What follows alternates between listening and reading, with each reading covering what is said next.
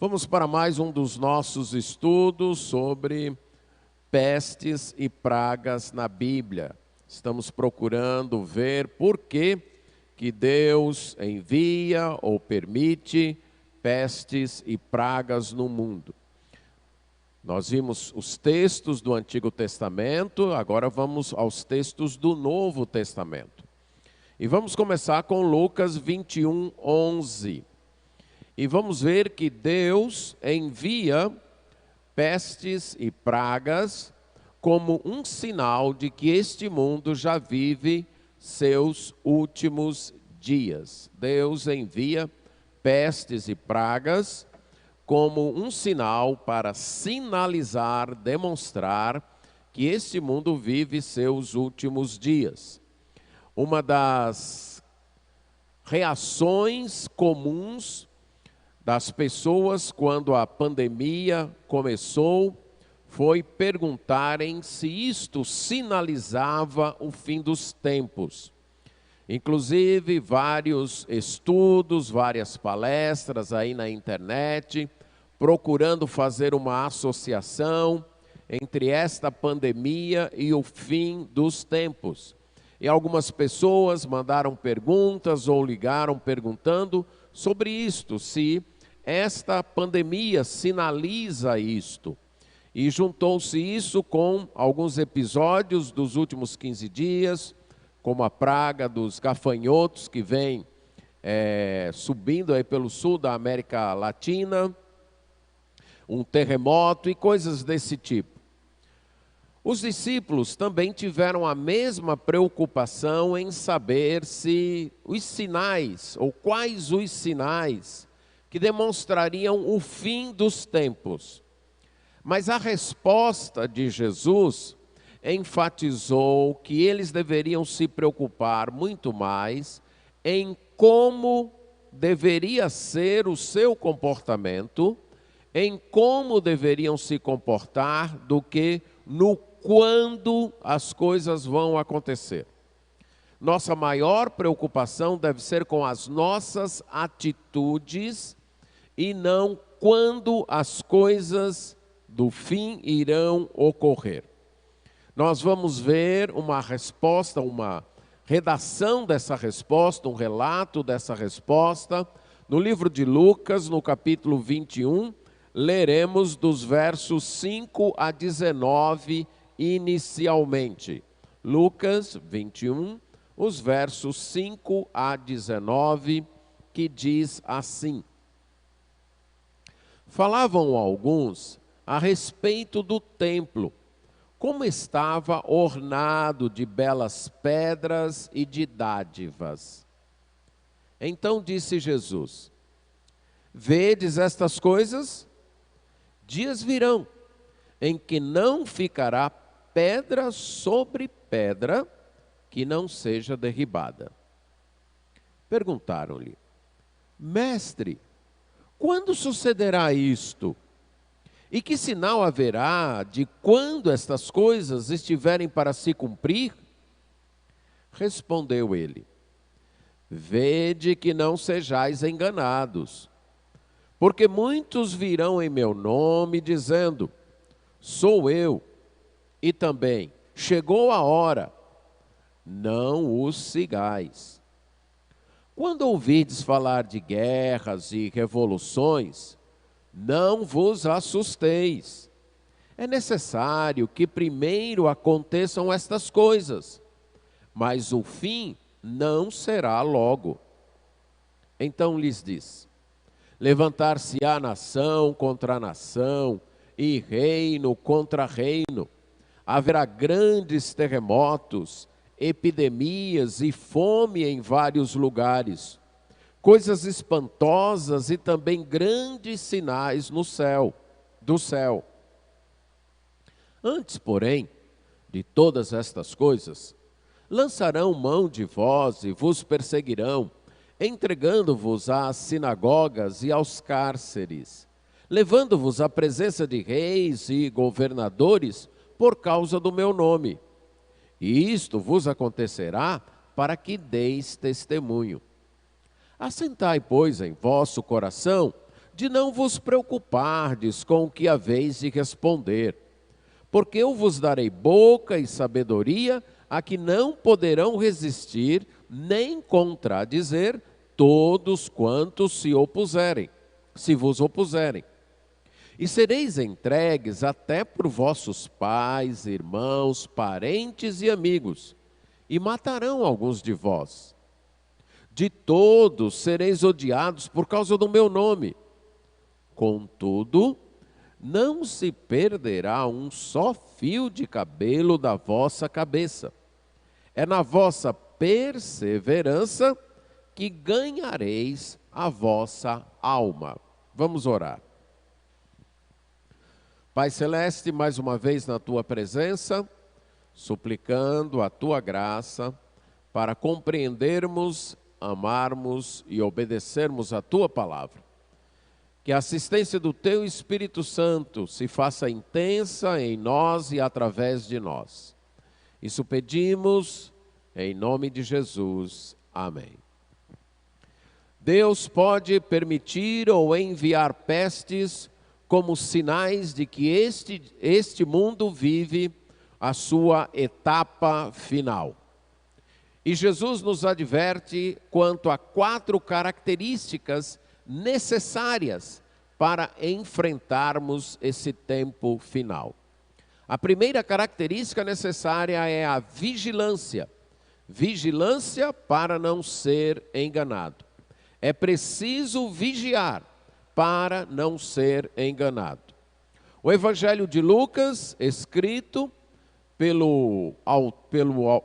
que dá o nome, isto é, Lucas, que escreve a um seu amigo ou um patrão chamado Teófilo, com o propósito de dar plena certeza das verdades que Teófilo já sabia. O objetivo, inclusive, de Lucas era fortalecer a fé que Teófilo já tinha. E Lucas, então, nos apresenta o Senhor Jesus como o Messias prometido, Salvador, que veio buscar e salvar os perdidos.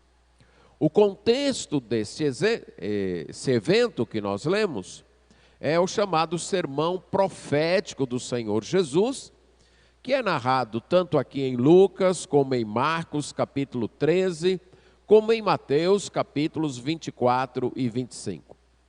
E quando nós lemos os outros textos de Marcos e de Mateus, nós entendemos que os discípulos estavam no pátio do templo e saindo juntamente com Jesus, e eles chamaram a atenção de Jesus, admirados de como era bonito aquele templo, como aquele templo havia sido ornamentado e embelezado.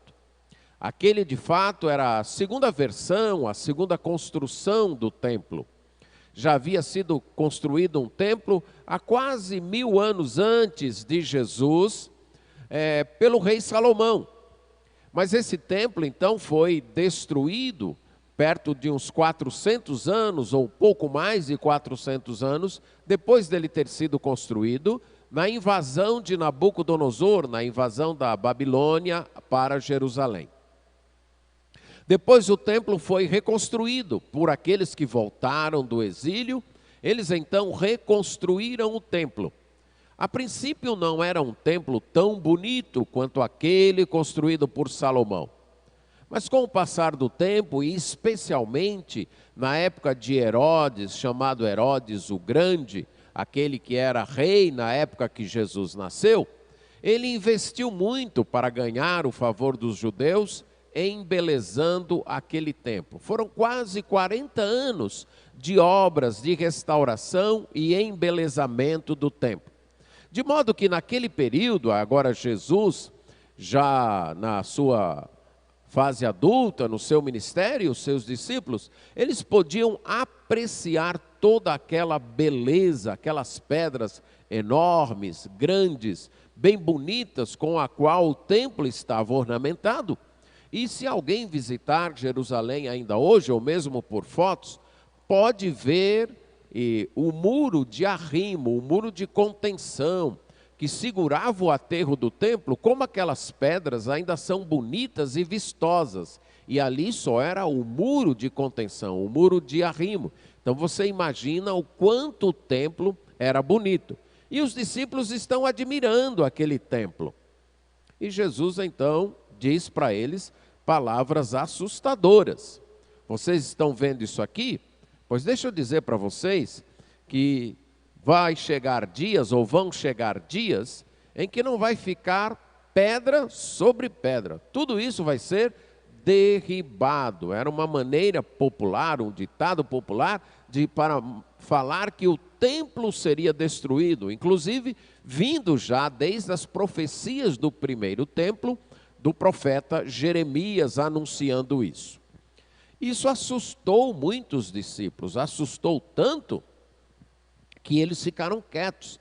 Eles nem responderam num primeiro momento. E é compreensível. Juntamente com a lei, o templo era considerado o elemento mais sagrado. A lei e o templo eram os elementos mais sagrados da religião judaica, da religião israelita. Para eles, o templo e a lei eram os pilares que sustentavam sua fé.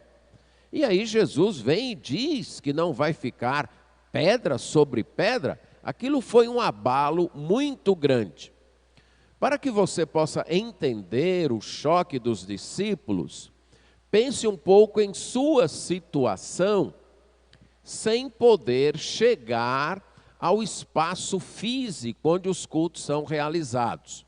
Algumas pessoas até têm sofrido muito com isso, pelo apreço que tem ao lugar, ao espaço, e por tudo que o espaço representa para a sua fé, para a sua crença.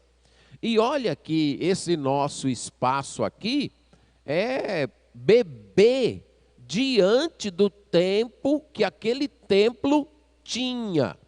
O nosso espaço aqui, esse que nós realizamos os cultos, tem 20 anos.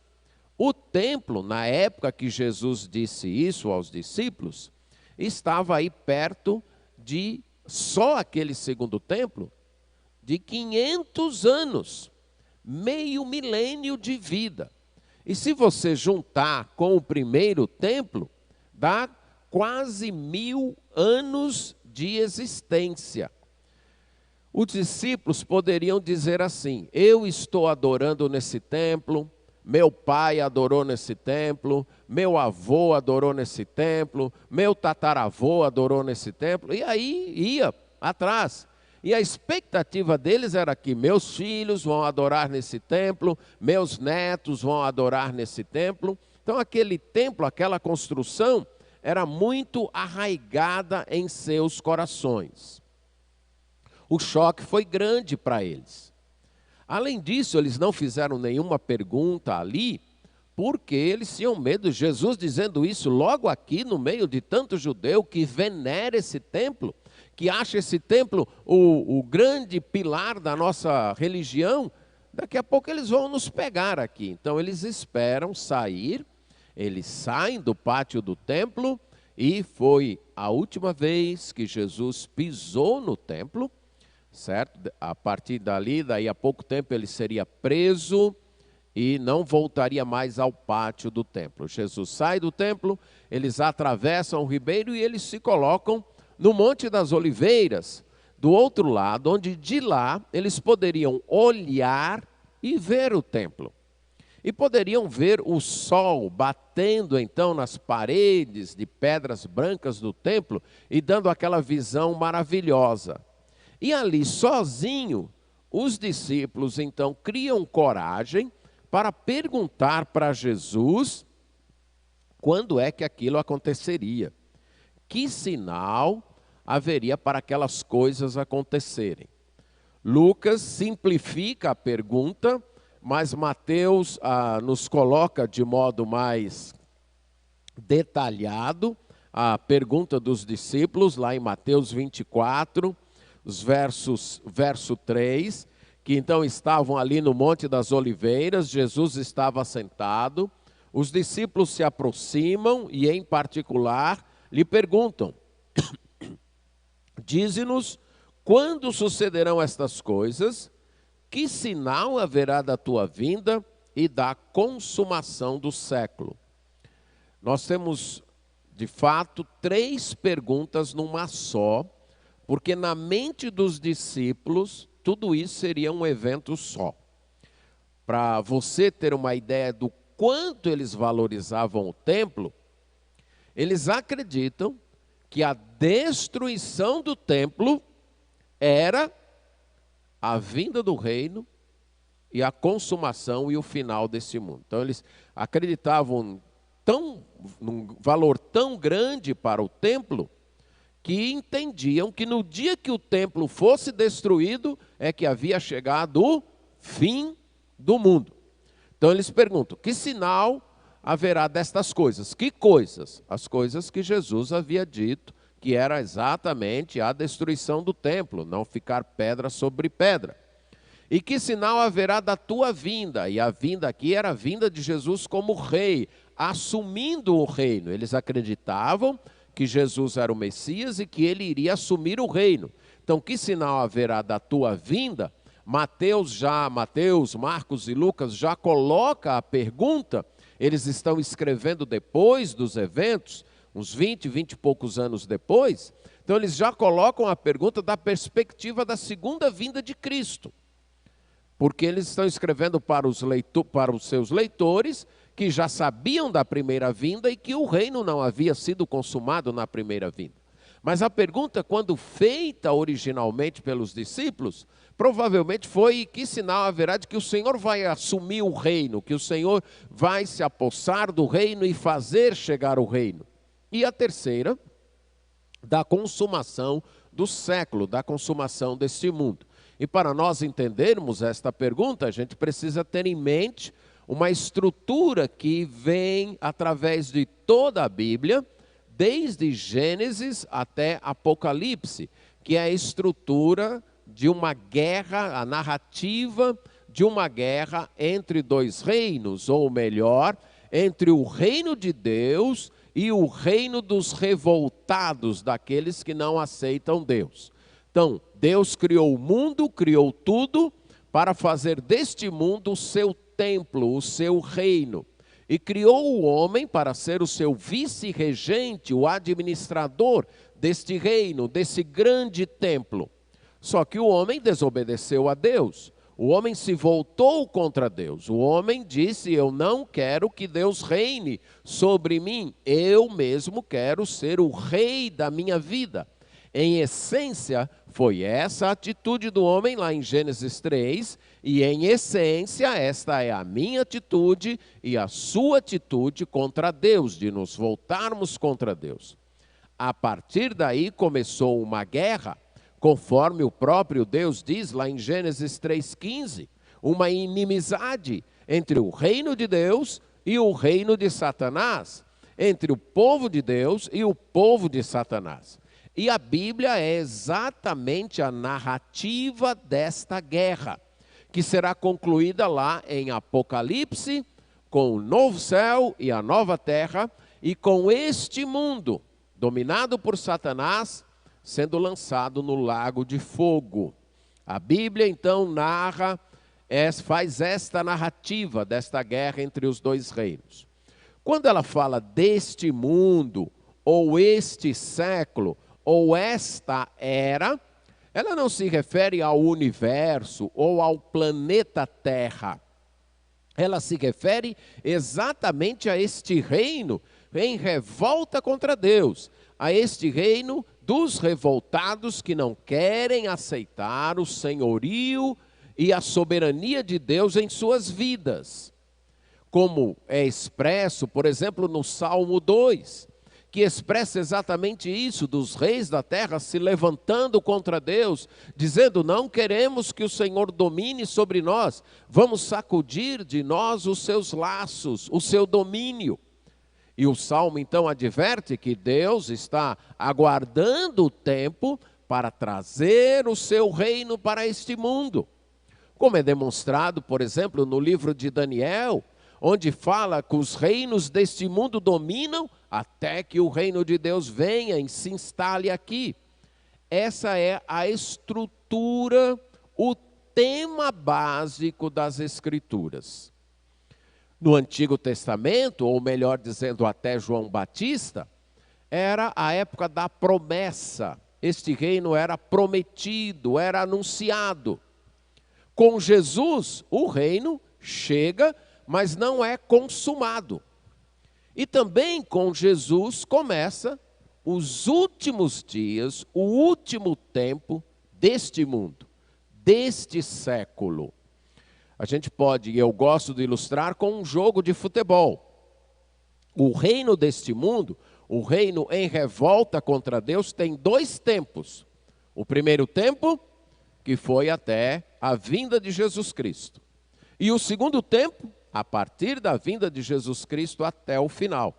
Então, a partir da vinda de Jesus Cristo até o final, nós já vivemos os últimos dias. É o que Jesus disse, o que Pedro falou em Atos capítulo 2, o que Paulo menciona em 1 Coríntios 10, o que João menciona em 1 João, na carta de 1 João, creio que capítulo 2, e assim vai. Então, Hebreus capítulo 1 também menciona isso. Nós já vivemos os últimos dias. Só que falta a consumação, o final, o dia final. Nós estamos no segundo tempo do jogo. Se alguém estiver narrando um jogo de futebol e está começando o segundo tempo, o juiz apitou para começar o segundo tempo e o narrador diz: vamos para o último tempo do jogo. Ele não está errado. Aquele é o último tempo do jogo.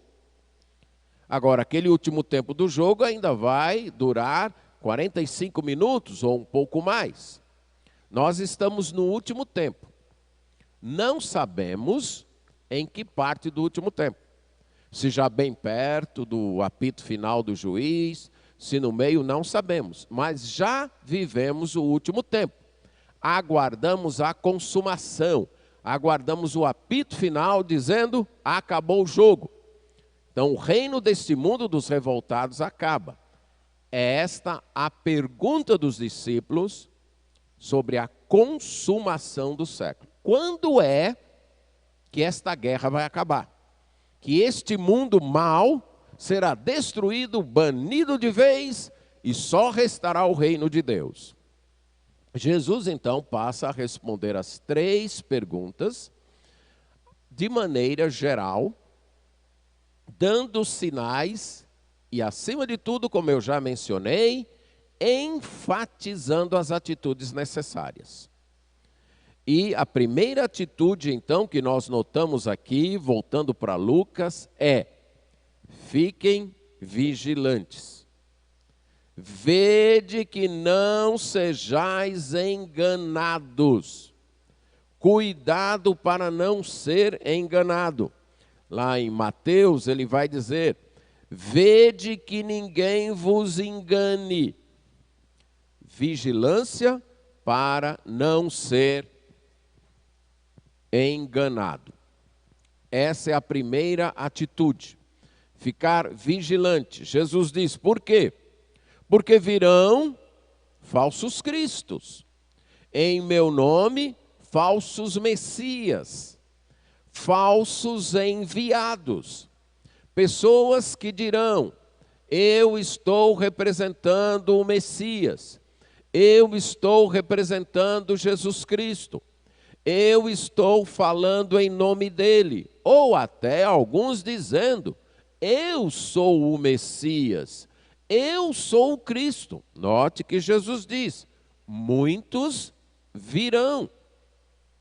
E também muitos dizendo: chegou a hora. Falsos rumores do fim, alarmismos, sensacionalismos, afirmando que a hora chegou. Olha, esse é o final, a hora chegou, agora é o fim do mundo. Aí Jesus diz: não os sigais. Esse tempo do fim, essa última etapa deste mundo, deste século, desta era, deste reino em revolta contra Deus, desse império do mal, desse império das trevas, é marcada por uma intensidade, por um aumento do engano, de falsos profetas, de falsos mestres, de falsos cristos, de alarmes falsos. E o povo de Deus precisa estar vigiando, precisa ter vigilância para não ser enganado, para não seguir ensinos enganosos, para não seguir os enganadores. É preciso vigilância.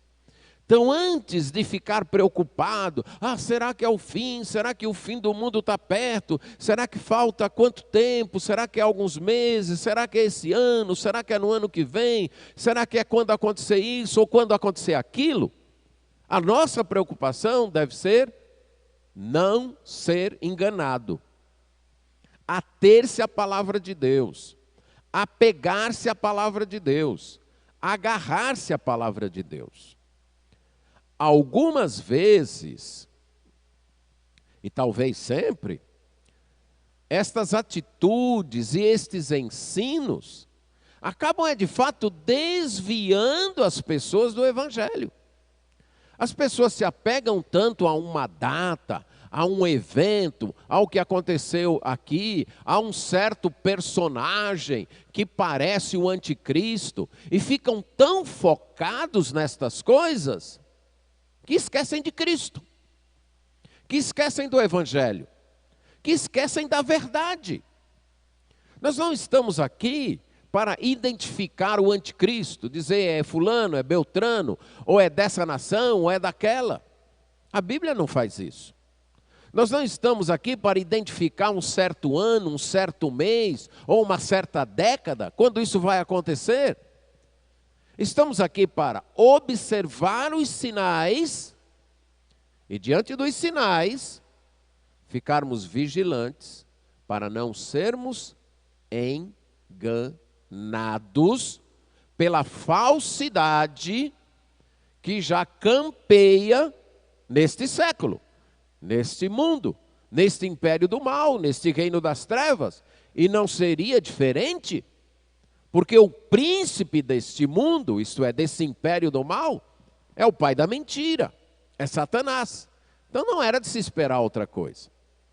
De modo que esta época, e quando eu digo esta época, estes últimos dias, estou me referindo àquilo que a Bíblia chama de últimos dias, que é esta etapa da vida deste mundo, ou do plano de Deus, que começa com a vinda do Senhor Jesus Cristo e se refere aos últimos dias deste reino em revolta, deste reino contra Deus. Não se trata dos últimos dias do povo de Deus, nem dos últimos dias do plano de Deus, mas dos últimos dias deste reino em revolta contra Deus.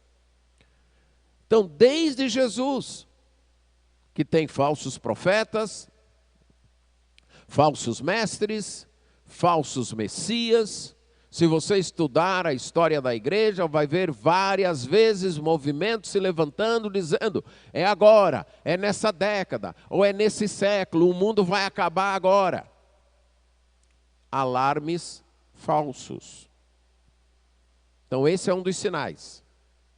E diante disso Jesus diz, sejam vigilantes. Cuidado para não serem enganados. Apegue-se às Escrituras. Apegue-se ao Evangelho. Arrependa-se dos seus pecados. Confie no sacrifício de Cristo e siga a Cristo. Pronto. Se você arrependeu-se dos seus pecados, confiou sua vida nas mãos do Senhor Jesus Cristo, e está seguindo o Senhor Jesus Cristo, você está no caminho certo. Na hora que for do agrado de Deus, o mundo acaba. Então nós não temos que estar aí ansiosos, preocupados, será que é agora? Será que vai demorar? Será que vai dar tempo eu ver os meus filhos crescerem? Será que vai dar? Não temos que estar preocupados com isso. Nossa preocupação é vigilância para se manter no caminho certo, para não ser enganado. Porque falsos cristos, falsos ensinos surgiriam, e na versão de Mateus, Jesus diz: se possível fosse, enganariam até os escolhidos. Tal é a força do engano. Tal é a força do engano. Então, quanto a mim, quanto a você, ao invés de estar preocupado se essa pandemia, por causa do nome, ou por causa de que surgiu em tal lugar, ou porque tal lugar tem o símbolo do dragão, ou seja lá o que for, ao invés da gente estar atrás disso, vamos nos ater às Escrituras, ao que Jesus disse, e ficarmos vigilantes para não sermos enganados. A segunda atitude é preciso ter conhecimento para não ficar assustado. Jesus continua dizendo, diz: olha, vocês vão ouvir falar de guerras, de revoluções, não se assustem. É necessário que primeiro aconteçam estas coisas, mas o fim não vem imediatamente. Vai se levantar nação contra nação, reino contra reino, haverá terremotos, epidemias. Esta palavra epidemias é exatamente a palavra peste no Novo Testamento, que inclusive vai aparecer apenas 2 vezes, né? Aqui e lá em Atos, quando os acusadores de Paulo chamam Paulo e o evangelho que ele pregava de peste, porque estava contaminando o mundo todo. E essa versão que eu uso traduziu como epidemia. Então Jesus está dizendo: olha, você vai ter guerras, nação contra nação, reino contra reino, povo contra povo, terremotos grandes, note, grandes terremotos em vários lugares. Vai ter epidemias e fomes acontecendo, espantosos e grandes sinais no céu. Mas não se assustem. Não se assustem. Não se assuste por quê? Primeiro, tem que ser assim. A expressão é necessário tem a força de que não pode ser de outro jeito. Tem que ser assim. Ela foi usada, por exemplo, quando Jesus falou dele mesmo como Messias, que era necessário que ele fosse a Jerusalém, fosse preso, julgado, crucificado e ressuscitado. Jesus estava dizendo: olha, o Messias tem que passar por isso. Não pode ser de outro jeito. Para que haja salvação, tem que ser assim. E agora, ele utiliza isto mesmo quanto a essa era que vivemos. Quanto a esse mundo. Ah, poderia ser diferente. A Bíblia diz não. Tem que ser assim. Tem que ser desse jeito. Isso tem que acontecer. Então não devemos ficar assustados. E está acontecendo isso, e está acontecendo aquilo, e teve um terremoto, e agora está vindo uma nuvem de gafanhotos, e agora tem essa pandemia, e isso e aquilo. Não. Em outras palavras, Jesus está dizendo, nessa etapa final do mundo, é o normal. É o normal. Certo? Agora, isto, Jesus vai expressar lá em Mateus, ele vai chamar de princípio das dores. Por princípio das dores, Jesus está usando uma linguagem figurada do parto, da mulher que está grávida e começa a sentir as primeiras contrações. Uma mulher não experiente, talvez com o seu primeiro bebê, ela pode achar que aquelas primeiras contrações é porque o bebê já vai nascer agora. E aí ela corre para o hospital. Já uma mulher um pouco mais experiente, que já teve outros partos, ela diz, não, só está começando. As dores só estão começando. São as primeiras contrações, mas o bebê não vai nascer agora, não. E uma mulher até bem atenciosa e que se conhece bem, ela pode até prever. Eu acho que vai ser amanhã, pelas contrações que eu estou tendo hoje. Talvez. É a linguagem que Jesus está dizendo. Agora, essas primeiras contrações já têm durado quase 2000 anos, né, no que se trata desse mundo. E a gente não sabe quanto mais vai durar. Mas é isso que Jesus quer dizer. A palavra o fim não virá logo, a palavra, o advérbio aí logo, expressa em todo o Novo Testamento a ideia de imediatamente. Vocês vão ver guerra, vão ver terremotos, vão ver fome, vão ver peste, sinais no céu. Mas o fim não vai vir imediatamente. Não vai ser assim. As primeiras contrações e o bebê já vai nascer. Não. Esta expressão também, né, da mulher no parto, Jesus quer dizer, significa que este mundo sofre suas últimas dores para nascer um novo mundo. Para nascer o reino. Então essa é a ideia das dores de parto, né? Não será imediatamente, as dores ainda irão se intensificar, ainda irão aumentar. Hoje à noite eu espero falar sobre isso, baseado no livro de Apocalipse. As dores ainda irão se intensificar, mas essas agora são apenas as primeiras dores. Tem que acontecer. Então não vos assusteis. Não fique aí alarmado, apavorado. Vocês vão ouvir falar de guerras, de revoluções. A palavra revoluções fala de desordens, de confusões, de tumultos, de perturbações da paz. Tudo isso a gente está vendo. Esse mundo não passou um momento nesses 2000 anos sem guerra, sem tumultos. Nosso país, inclusive, vive uma fase um tanto tumultuada, de confusão. Esse mundo não passou um momento sem ver terremotos, pestes, fomes. São os sinais. E à medida que o fim se aproxima, à medida que a hora do bebê nascer se aproxima, o que acontece com as dores e as contrações? Elas aumentam, elas se intensificam. É isso que está acontecendo. Mas isso não nos dá para marcar que daqui um dia, daqui um mês, ou esse ano, ou daqui 10 anos, ou daqui 100, o fim do mundo vai se dar. Não. Jesus está dizendo, não façam isso. Apenas conheçam para não se assustar.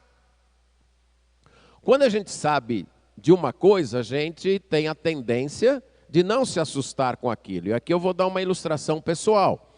Na época em que eu fiquei internado com uma infecção, então estavam me dando certos remédios. E eu me lembro que assim que eu comecei a tomar aqueles remédios, na primeira noite, eu não consegui dormir, porque sempre que eu fechava os olhos para dormir, eu tinha várias visões, certo? Não eram visões de Deus, mas eram várias visões.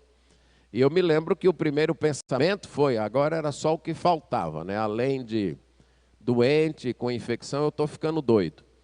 Mas no outro dia eu perguntei para o médico, né? Por quê? Aí explicou, a doutora explicou, olha, isso é reação do remédio, do antibiótico forte que o senhor está tomando. A gente não vai nem mudar, porque se mudar a bactéria ganha resistência. Aí o que acontece com a explicação? Quando eu tomei conhecimento.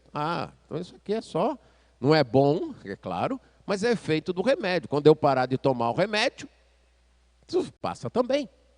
Então, conhecer a razão, o motivo, evita o susto, certo? Alguém pode estar sentindo uma certa dor num certo lugar e achar que é uma doença muito grave. Aí vai, faz um exame. Não, isso aqui é só... ainda bem. É interessante que a dor continua, mas a pessoa não está mais tão assustada, porque ela agora conhece a razão. É o que Jesus está dizendo. Não se assustem, conheçam. Conheçam o que eu estou dizendo. Tem que ser assim, mas o fim não é imediato, é apenas o princípio das dores. Conheçam. Então não fique assustado. Não tem nada que andar aí assustado.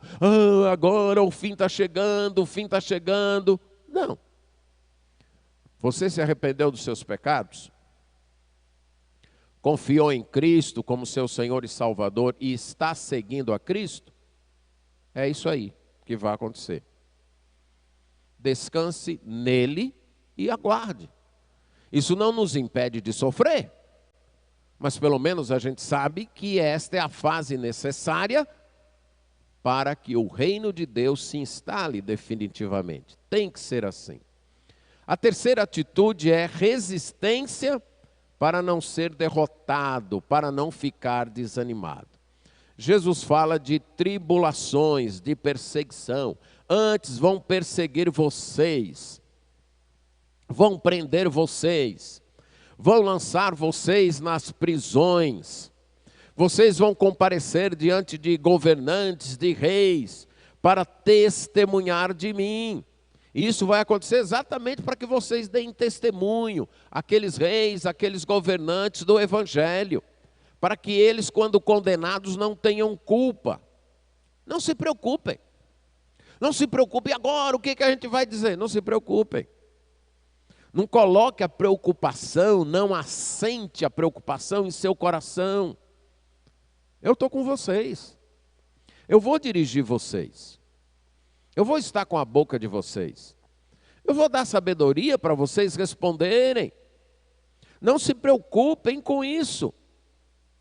Vocês até serão traídos por parentes. Até pelos pais. Os pais vão trair os filhos. Os parentes, os amigos, os irmãos. Alguns serão mortos, alguns vão morrer por causa do meu nome. Vocês serão odiados de todos por causa do meu nome.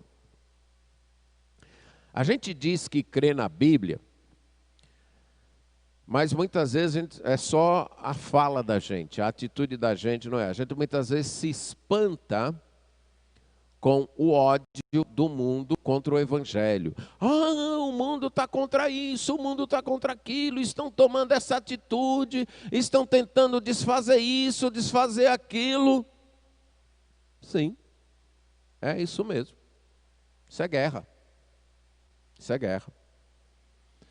Aqueles que estão do lado do Senhor Jesus Cristo serão odiados de todos. Se você não quer ser odiado do mundo, vá para o mundo. Viva como o mundo. Você não vai ser odiado do mundo, mas vai perder a sua alma. Você vai ter uma certa tranquilidade e paz aqui, em troca de uma tribulação eterna. Agora, se você quer ficar livre da condenação eterna, venha para o lado de Cristo. E aí você vai ser odiado pelo mundo por causa de Cristo. O mundo não amou Cristo. O mundo não ama Cristo. Essa é a verdade. Certo? O mundo honra Cristo. Eu creio que há muitos fãs de Cristo no mundo.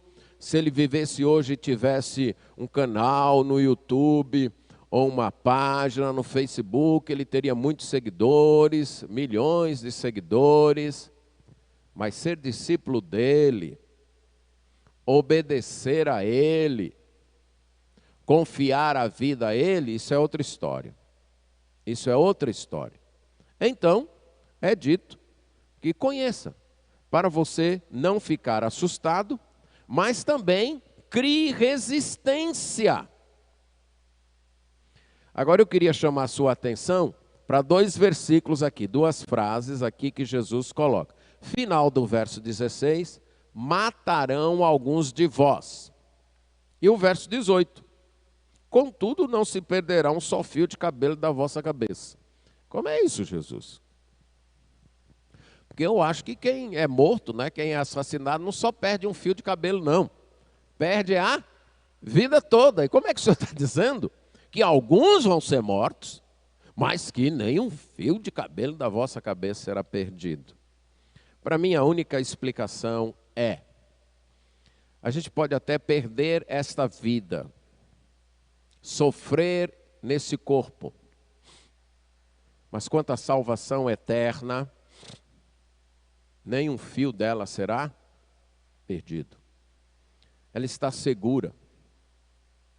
Presos, maltratados. Sim, isso aconteceu com os apóstolos, com Paulo. Tanto de surra que ele levou, tortura até. O que significa que nenhum fio de cabelo dele se perdeu? Será possível? Deve ter perdido até alguns couros com as pancadas. Mas a segurança dele em Cristo não foi perdida nenhum fio. E aí Jesus diz, é na vossa perseverança que ganhareis a vossa alma. O crente se demonstra crente na perseverança, na resistência. A fé se demonstra autêntica na permanência.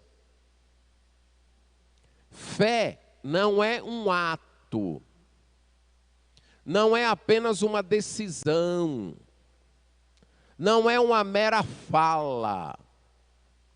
Fé é uma vida. Vamos ilustrar. Suponha que você precise ir para certo lugar. E alguém diz, eu sei esse caminho, me siga. Você acredita em mim? Você diz, eu acredito, então me siga. E você acredita na pessoa e você começa a seguir a pessoa. Mas chega lá no meio do caminho, você resolve se afastar e não mais seguir a pessoa. O que aconteceu? Você ainda continua acreditando na pessoa? Você ainda tem fé na pessoa? A resposta é óbvia. Qual é? Não, você não tem mais fé. Você perdeu a fé na pessoa. Então, fé não é um simples levantar a mão, ou um simples chegar à frente, atender um apelo. Isso deve ser um ato, uma demonstração única de fé, que deve continuar se demonstrando no dia a dia, seguindo a Cristo. Confiar em Cristo é seguir a Cristo, é avançar com Cristo. Porque no momento que você parar, ou ir por outro caminho, ou voltar, você não mais pode dizer que está confiando. Você não mais pode dizer que tem fé. Porque você deixou de confiar, deixou de seguir, deixou de confiar. Então, é na perseverança, naquela fé que se sustenta, que enfrenta os problemas, que enfrenta as lutas e se mantém, Jesus diz, que ganhareis a vossa alma. Estamos vivenciando sinais que são característicos desse período, desde a primeira vinda de Jesus até a consumação de tudo. Guerras, ameaças de guerras, tumultos, fomes, pestes, terremotos, perseguição para o povo de Deus. E aí, o que eu faço? Continue fiel. Persevere. Resista. A partir daí, Jesus fala do que iria acontecer em Jerusalém. E ele diz, vocês vão ver Jerusalém cercada de exércitos. Então, saibam, já está bem próximo à sua devastação. Os que puderem fugir, fujam. Porque são os dias da vingança. Para se cumprir o que está escrito. As grávidas não poderão fugir, as que amamentam não poderão fugir, serão vítimas do inimigo que vai invadir a cidade, vai ter grande aflição, muitos serão mortos, levados cativos para outras nações, até que os tempos dos gentios se completem, Jerusalém será pisada por eles.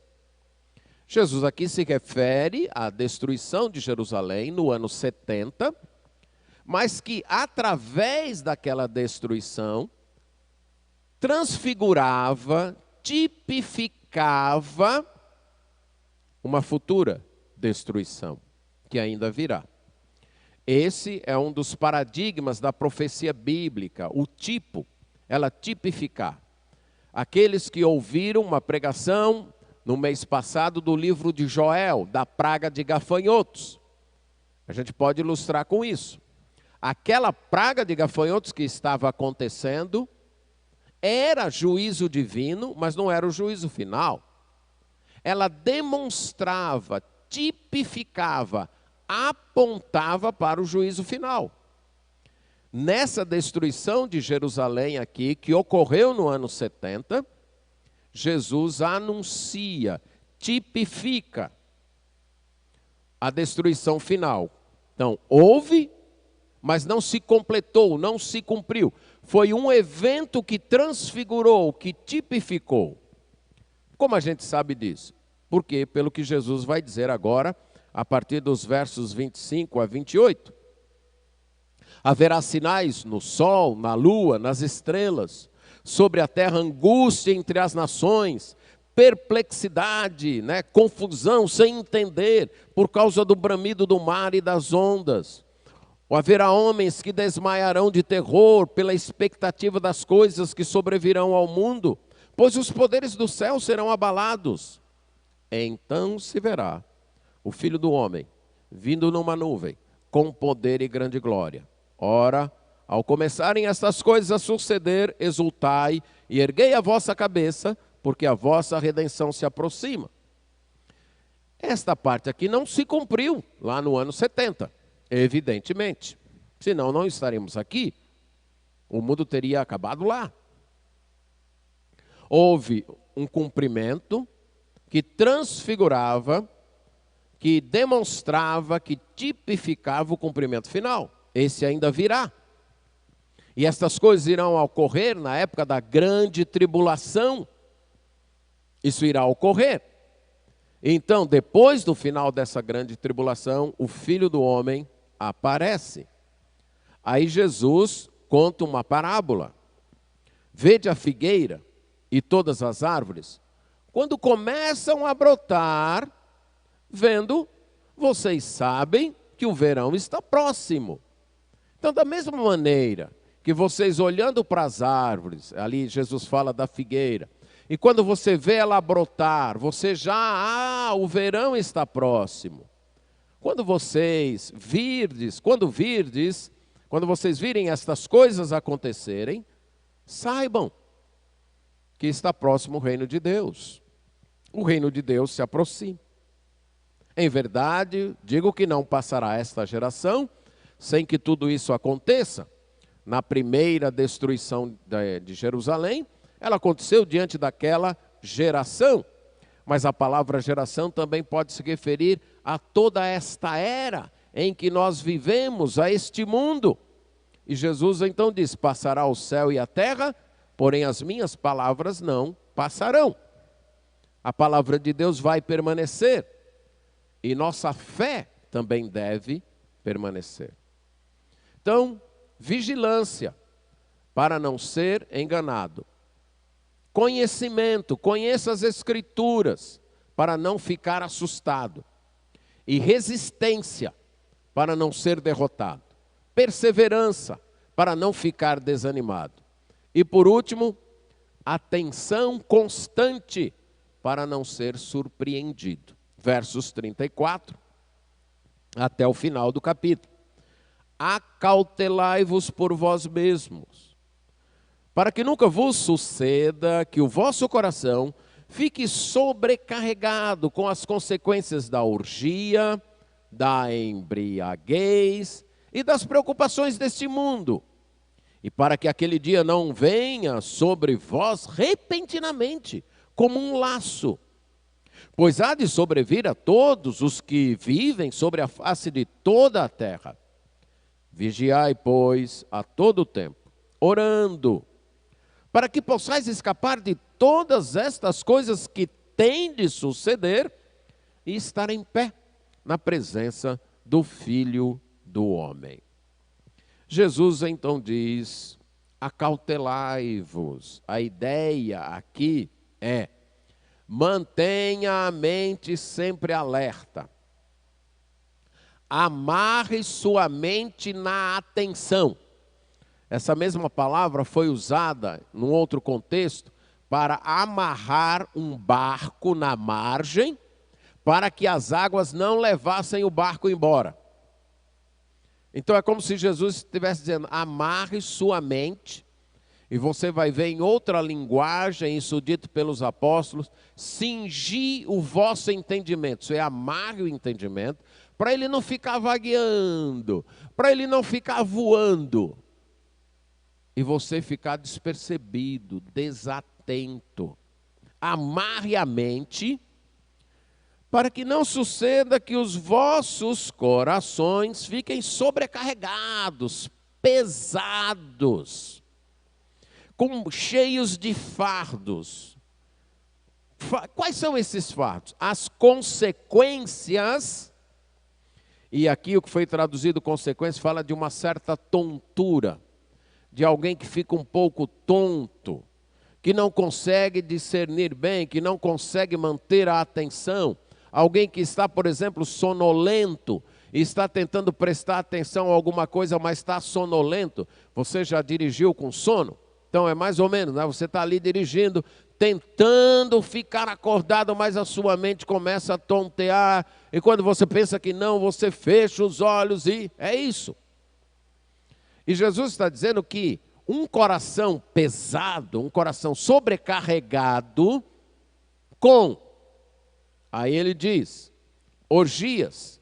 A palavra orgia fala de embriaguez, causada pelos diversos prazeres do mundo. A pessoa fica tão encantada com tantas coisas que esse mundo oferece, né? Nós temos tantas opções de diversão, é série disso, é série desse aplicativo, é série daquele outro aplicativo, é filme, é livro, é música, é tanta coisa que vão nos entretendo, deixando o nosso coração cheio, e a gente perde a atenção. A mente fica tão encantada com essas coisas que oferece o mundo e não pensa que tudo isso aí vai acabar, que tudo isso vai passar, que o fim vai chegar. Ou, Jesus fala também da embriaguez ou da bebedice, outra forma de ficar tonto, né? E algumas pessoas fazem essa opção. São tantos problemas, são tantas coisas, que eu vou aliviar a minha mente com um pouco, com um trago, ou com isso ou com aquilo, para eu esquecer. E aí fica tonteando, perde a lucidez. E a mente não fica amarrada ao fato de que tudo isso vai passar. Mas para mim o maior perigo dos fardos é o terceiro aí. As preocupações desse mundo, isso é as preocupações dessa vida. Para mim esse é o grande perigo, porque a gente precisa viver, precisa trabalhar, precisa cuidar da saúde, precisa cuidar da segurança, precisa cuidar da família. E aí essas preocupações de correr para conseguir isso, correr para comprar aquilo, correr para adquirir aquilo outro, vão enchendo o coração, e daqui a pouco a gente está vivendo e vivendo, sem saber que tudo isso vai acabar, que o fim vai chegar.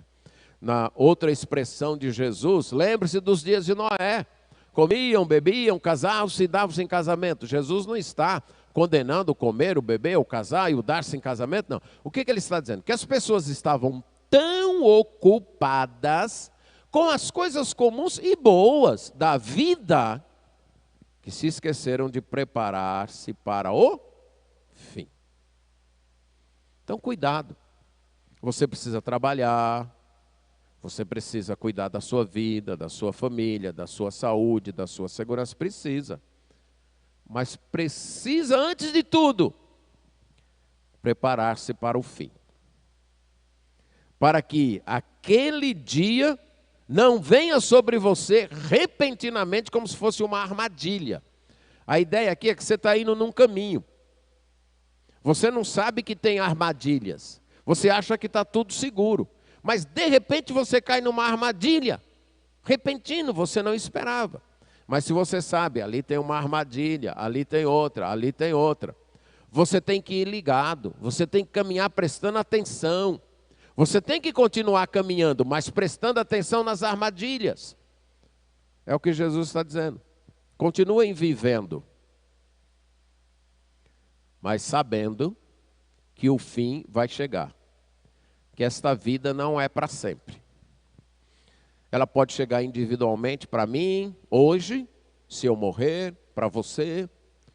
Nesses últimos dias tem chegado para mais gente do que nós esperávamos. É o fim, chegou individualmente. Ou ele pode chegar repentinamente para a igreja no arrebatamento. Ou ele vai chegar para todo mundo no final de todas as coisas. Jesus diz, há de sobrevir a todos, ninguém vai escapar. Todos. Para mim, para você, para todos. E Jesus termina este sermão como ele começou. Vigiai. Todo o tempo, orando.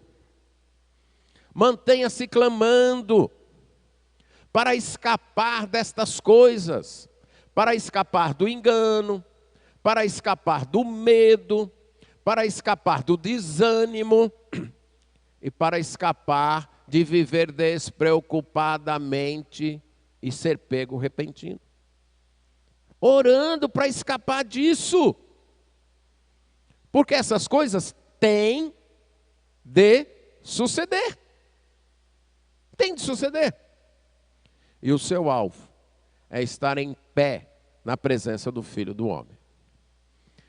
Então, diante do que nós temos presenciado, e à luz do que Jesus ensinou, nós concluímos dizendo que esse tempo que vivemos, não só o nosso, mas desde a primeira vinda de Cristo até o final, será caracterizado por uma deterioração contínua deste mundo e suas estruturas corrompidas pelo pecado.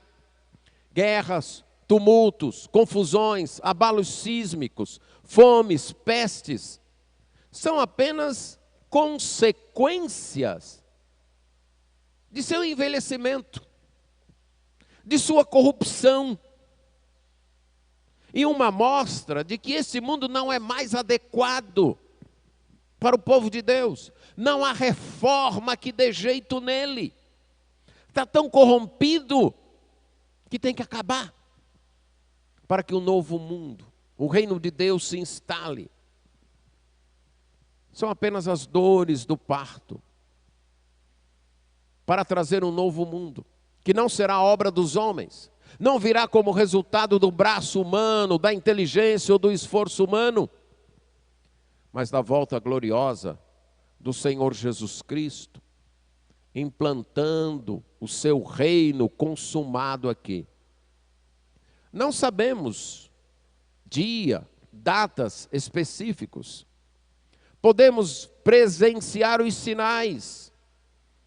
E a pandemia é um dos sinais. Nós não podemos saber data específica, mas nós sabemos as atitudes específicas que devemos ter. Vigilância, para não ser enganado. Conhecimento, para não ficar assustado. Resistência, para não ser derrotado. E atenção constante, para não ser surpreendido. Não fique aí assustado, correndo. Arrependa-se dos seus pecados. Confie em Cristo. Siga a Cristo. E ponto. Para estar preparado para o fim. Essa é a maneira. Mantenha-se fiel a Cristo. Clamando, orando, seguindo a Ele. E você estará preparado para o fim. Quer Ele chegue hoje, quer chegue amanhã, quer chegue daqui 10 anos, quer chegue depois que você morrer. Se você continuar seguindo a Cristo, arrependido dos seus pecados, obedecendo a Ele, confiando nele, você vai estar de pé na presença dEle, sendo aprovado por Ele. Amém.